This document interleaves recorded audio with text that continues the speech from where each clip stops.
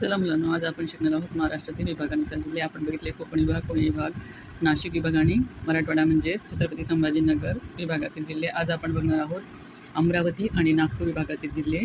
या दोन विभागालाच विदर्भ म्हणून ओळखले जाते. अमरावती आणि नागपूर या दोन विभाग म्हणून विदर्भ म्हणून याची ओळख आहे. आज आपण बघणार आहोत अमरावती आणि नागपूरमधील जिल्हे. अमरावतीमधील जिल्हे आधी बघून घेऊया.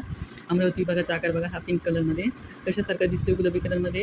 हे आपण बघितलं होतं की नाही, छत्रपती संभाजीनगर. मराठवाड्याचा आकार आपल्याला कोणत्या प्राण्यासारखा दिसत होता, छोट्याशा कुत्र्याचं पिल्लू. आता हे काय झालेलं आहे, हा आकार कसा दिसतोय बघा, कुत्र्याचं तोंड दिसतं की नाही, मोठ्या कुत्र्याचं.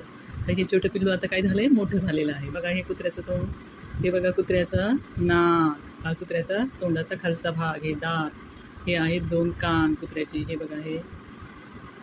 त्यानंतर हे कुत्र्याचा तोंडाचा भाग आणि हे आहे मान. बघा जिल्हे बघून घेऊया अमरावती भागातले. अमरावती, यवतमाळ, अमरावती, अकोला, वाशिम आणि बुलढाणा. आता हे लक्षात कसं ठेवायचं आहे आपण, तर हा कुत्रा आहे, तो हे छोटंसं कुत्र्याचं पिल्लू आहे, पप्पी आहे, ते आता काय झालं आहे, मोठं झालं आहे. आणि मोठं झालं आहे आणि ते पिल्लू आता कुठे बसलं आहे, हा कुत्रा कुठे बसला आहे, अमरावतीतल्या मंदिराच्या बाहेर आरती ऐकत बसला आहे. अमरावती शहराची ओळख ही इंद्रदेवाने बसवलेली नगरी म्हणून आहे. आणि अमरावती शहरामध्ये मंदिराचं शहर आहे, इंद्रदेवाने बसवलेलं शहर. त्या शहरामध्ये मंदिराच्या बाहेर हा कुत्रा काय करतोय, आरती ऐकत बसलो आहे.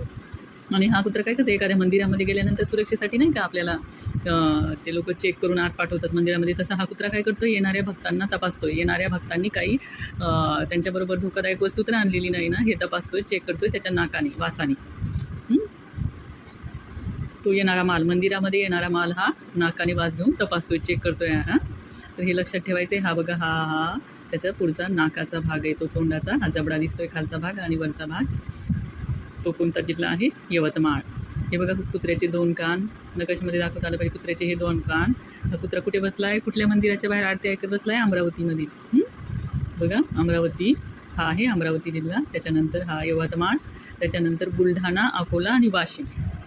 बैलाला काय म्हणतात बरं इंग्लिशमध्ये, बुल म्हणतात की नाही, बुल. मग हा कुत्रा छोटा होता, तो घाबरत होता की नाही, घाबरून तो कुणाला लात मारत होता, उस्मान भाईला लात मारत होता. आता हा कुत्रा काय झालेला आहे, मोठा झालेला आहे. आणि हा आता काय करतोय माहिती आहे का, हा बुल म्हणजेच काय, बैल. बुल को अकेला वश में कर लेता आहे. बघा बुलढाणा, अकोला, वाशिम लक्षात ठेवण्याची क्री. अमरावतीच्या मंदिराबाहेर कुत्रा काय करतोय, आरती ऐकत बसतोय, बसलाय. म्हणजेच अमरावती विभाग म्हणजेच अमरावती जिल्हा. त्याच्यानंतर नाकाने येणारा माल काय करतोय, वास घेतोय त्याचा. यवतमाळ, येणारा माल, यवतमाळ जिल्ह्याचं नाव लक्षात ठेवायचं आहे. आणि बैलाला काय म्हणतात इंग्लिशमध्ये, बुल. बुल को अकेलेही वश में कर लेता आहे. बुलढाणा, अकोला आणि वाशिम हे झाले की नाही अमरावती विभागातले जिल्हे. किती जिल्हे बघा, अमरावती, यवतमाळ, अकोला, वाशिम आणि बुलढाणा, 5 जिल्हे.